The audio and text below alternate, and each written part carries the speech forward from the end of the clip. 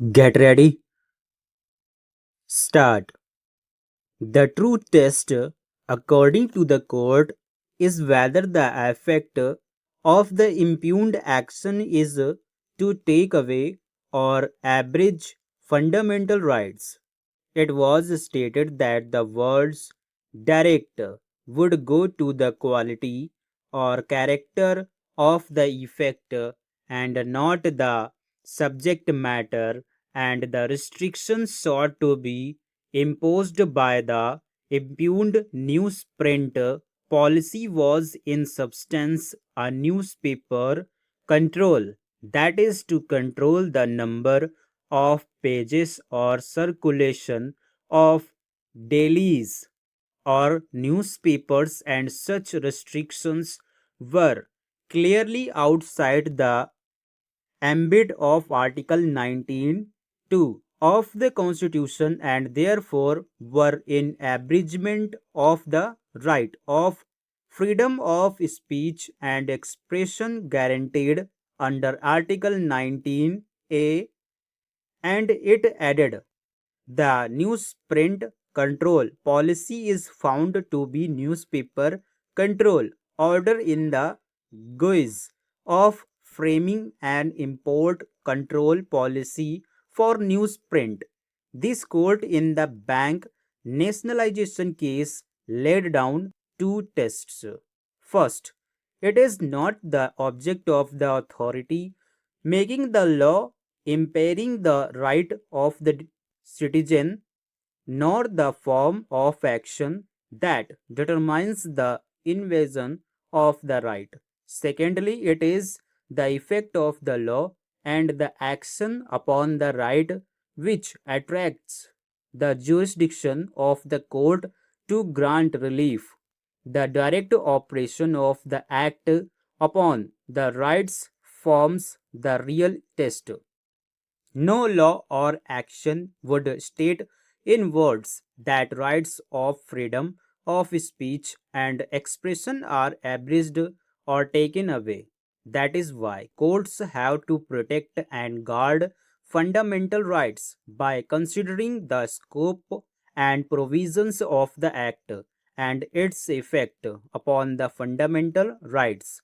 We have only to substitute the word executive for the word law, and the result is obvious. Here, the impugned notices of re entry upon forfeiture of lease and of the threatened demolition of the express buildings are intended and meant to silence the voice of the Indian Express. It must logically follow that the impugned notices constitute a direct and immediate threat to the freedom of the press and are thus violative of Article 19(1)(a). Read with Article 14 of the Constitution. It must accordingly be held that these petitions under Article 32 of the Constitution are maintainable. This decision in Express Newspapers Private Limited was rendered by a three-judge bench of the Supreme Court. Wide the said decision, the Supreme Court held that the action taken by the then government against express newspapers was malafide and politically motivated.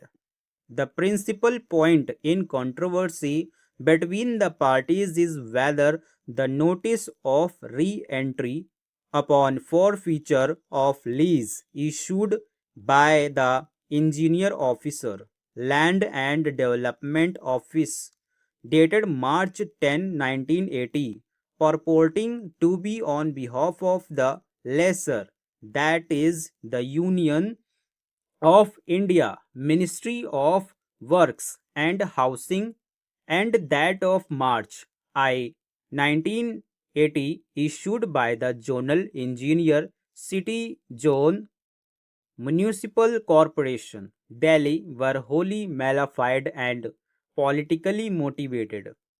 It is a sad reflection on the state of affairs brought about during the period of emergency which brought into existence a totalitarian trend in administration, and I do not wish to aggravate any of its features by unnecessary allusions. In the process, the country witnessed misuse of mass media totally inconceivable and unheard of in a democratic form of government, by ruthless suppression of the press, by exercise of pre censorship powers, enactment of a set of draconian laws which reduced freedom of the press to a naught.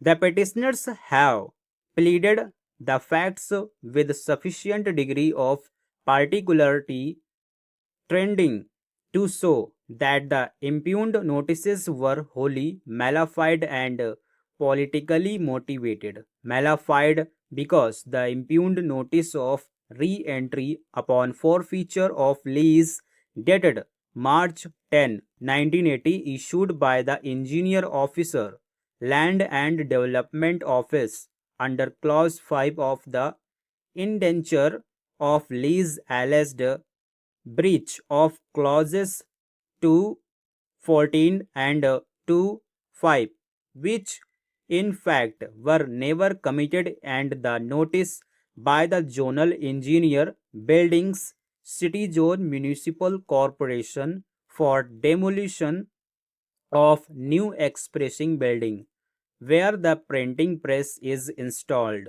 under section 343 and 344 of the Delhi Municipal Corporation Act were really intended and made to bring about the stoppage of the publication of Indian Express, which has throughout been critical of the government in power whenever it went wrong on a matter of policy or in principle.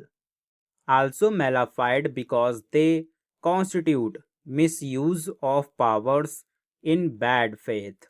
Use of power for a purpose other than the one for which the power is conferred is malafide use of power. Same is the position when an order is made for a purpose other than that which finds place in the order.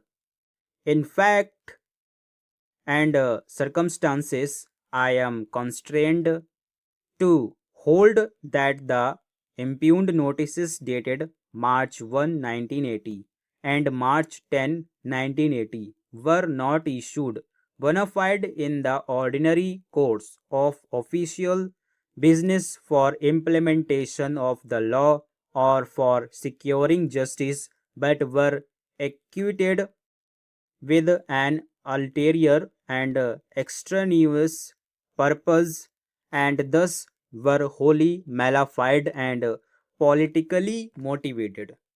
Stop.